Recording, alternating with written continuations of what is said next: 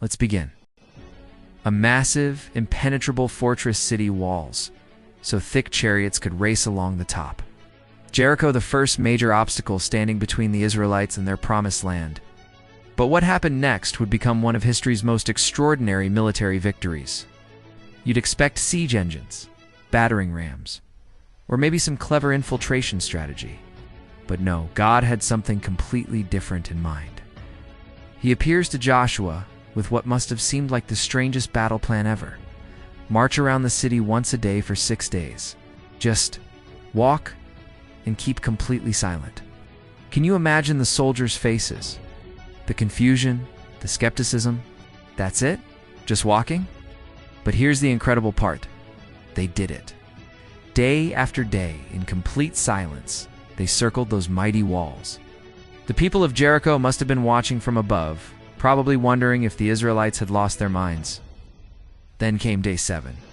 God said, "Today's different. Circle the city 7 times." The tension must have been electric. For 6 days, there had been nothing but the sound of footsteps. But now, Joshua gives the signal, and suddenly, boom. Thousands of voices pierce the silence in a deafening battle cry, trumpets blasting to the heavens. And then the impossible happens. Those massive ancient walls, engineering marvels of their time, they just collapse, crumble, fall flat. Not from battering rams, not from siege weapons, but from sound and faith. The mightiest fortress in Canaan, defeated by marching, trumpets, and a shout. This wasn't just a military victory, it was a powerful demonstration.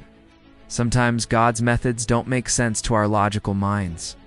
March instead of fight, shout instead of attack. But when the Israelites chose to trust God's bizarre battle plan over their own military expertise, they witnessed something extraordinary. It's a timeless reminder that sometimes the biggest walls in our lives don't fall through conventional methods. Sometimes victory comes not through force or strategy, but through simple, faithful obedience, even when God's way seems completely counterintuitive. After all, who would have thought that the key to bringing down the walls of Jericho was simply to march, shout, and believe?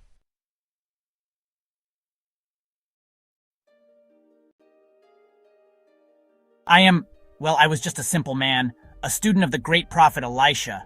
My name isn't important, but what I saw, that changed everything.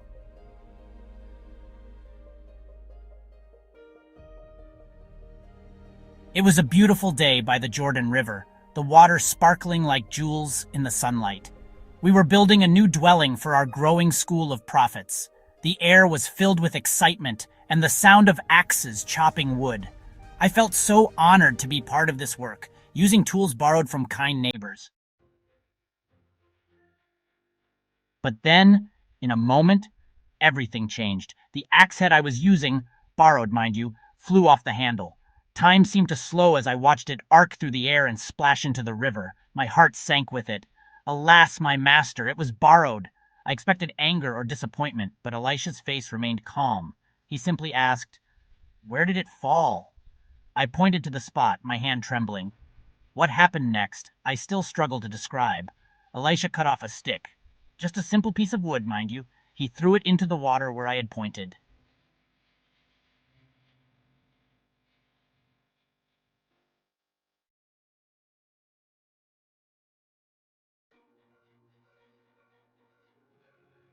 For a moment, nothing happened.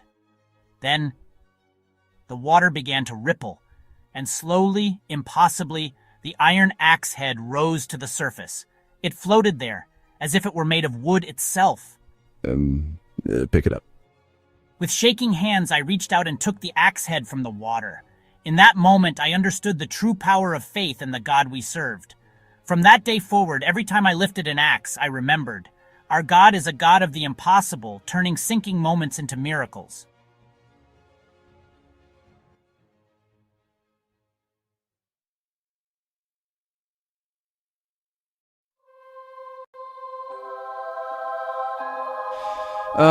Hi there. I'm just a humble little basket, but boy, do I have a story to tell you.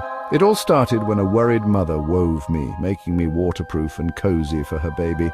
With tears in her eyes, she placed her tiny, precious baby inside and set me afloat on the great Nile River. Oh, the journey was scary. Crocodiles snapped, hippos loomed, and the current was so strong. But I had to be brave for the little one inside me. I couldn't let anything happen to him. She opened me up and gasped. The baby cooed and her heart melted. In that moment, I realized my purpose. I had helped save this special child, baby Moses. And that's how a simple basket like me became part of one of the greatest stories ever told.